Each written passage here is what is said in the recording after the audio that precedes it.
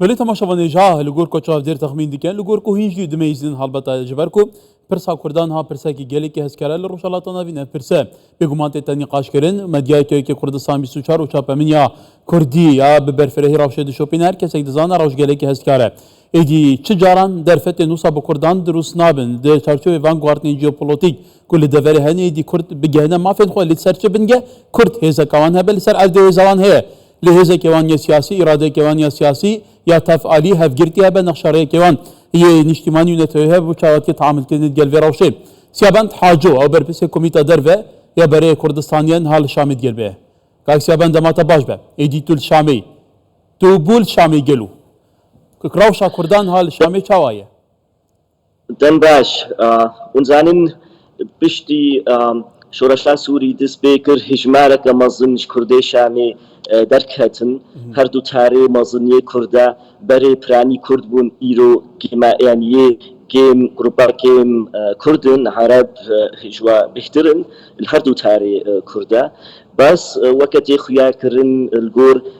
كسيس بوارا آخفتن هجمارك تفقاري بس هي مطرسي هيا حمو کس نبگرانه از الشامی چیتکم اونزانج هشتی هیدا 12 هوا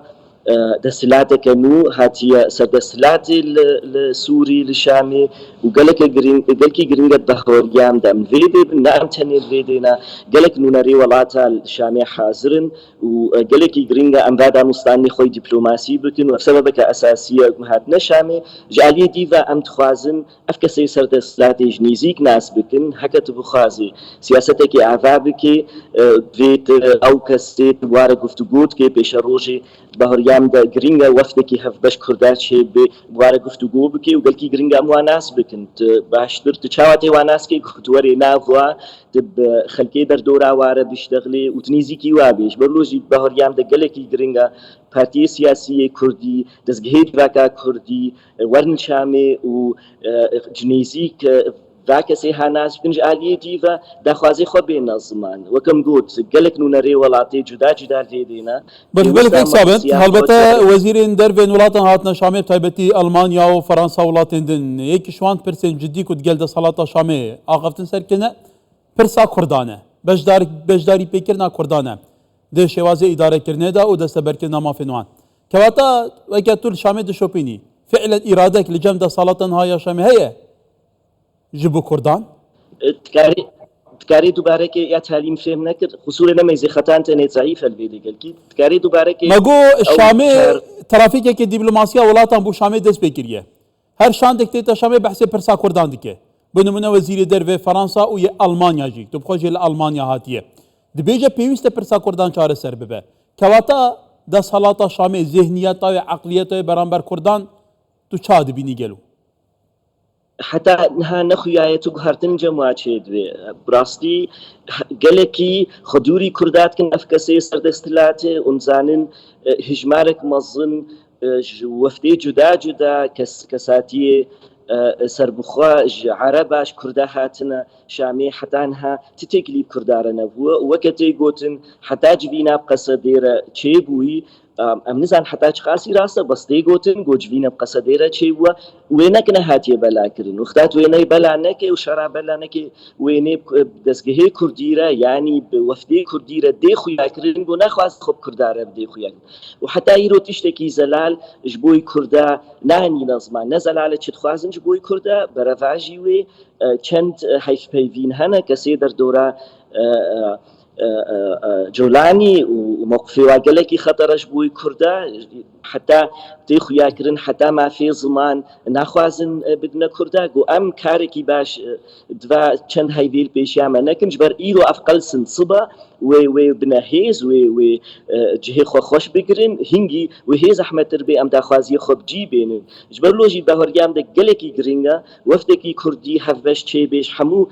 بارتي سياسية كرديش حمو طرفا حاضر بن لفورن ام چد خوازن شامي وبغادا خوازي خو بقوات بيدنجي ورن فيدي گفتگو بكن او في النبي از بهوردكم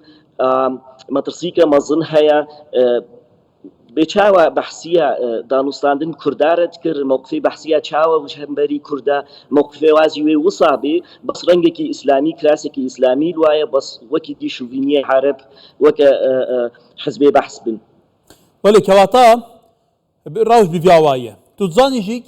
داهڤرکێ ناوچەیەدا تایبەتی لە سووریێ ئەو هێزا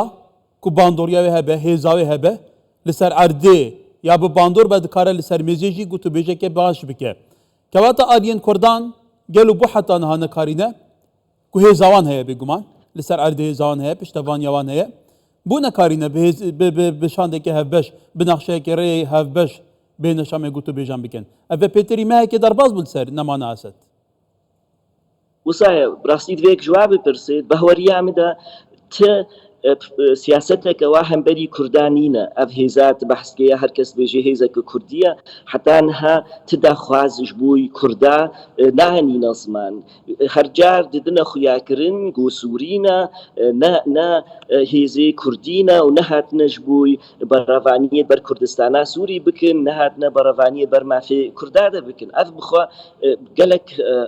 بەرپرسێ قەسەدێ و بەرپرسێ پێدێ بهێ جارات هەیف پێوینادە بەئانی نەزمان ez hêvî dikim vegerên xwe lê vegerekê xwe çê bikin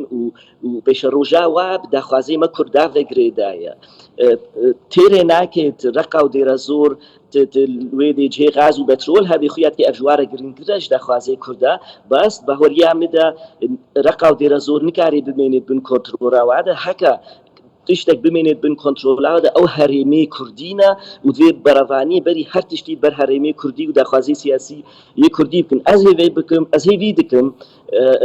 wextekî nêzik de ev civînam hemû daxwaz dikin hemû alî Kurdî lev werin lev hatineke siyasî ser daxwazê xwe siyasî lev bikin weke min got ev nebe metirsîke mezin heye ev cameyê ha cihê xwe bigirin berê xwe bidine Kurdistana Sûrî û berê xwe bidine mentiqat bin kontrola Qesedê de û şerekê jî dijî wa bikin ji aliyê dîve wextekî gelekî münasib e ji me re niha daxwazê xwe bêne ziman weke te got hêzê navdewletî hemû dîplomatê li vê de dibêjin mesela Kurdî divê werî çareserkirin weke te got ne wezîra Alman tenê ya Ferensî Holandî gelek welatê dî ev anîne ziman îro piştgirîkî ji me re heye divê em wê istiqlal bikin bes em li qamiş lo bimênin em newne Şamê em guftûgoya nekin bi yek dengî ev rastî mişkileke mezin e ji Belê kakî Şaban helbete dibe heta medya jî bi vê yekê ve mandî bibe yek rêzî ku qet çênaba ma kê destê berpirsên Kurdan kê yek rêzî nebe gelo dûza wan heye axa wan heye rewşa wan hestiyare ew baş fam dikin yek du kitêb ser dîroka milletê xwe xwandine bû gelê Kurd heta vêga vê bin dest maye êkiş sebebên serekî nebûna yek rêziya Kurdan bûye dikevin de heta ne em ê ji vê vebîn tu Almanya hatî tu ji nêzik vê jî siyaseta welat taybetê Almanya dişopînî bîst û heftî vêm heyeketî Ewropa sebaretî sizayên li ser Sûriyê dê bicive biya te vê Ewropa sizayên xwe rakê gelo yan şert û mercên wê hene ez dih nûnerê Almanya ji bo Sûriya xirîn wîzareta derve û îro civîneke min dî hebû bi karmendê wîzareta derve yê Almanî û ew vekirî dibêjin bi em Alman em ê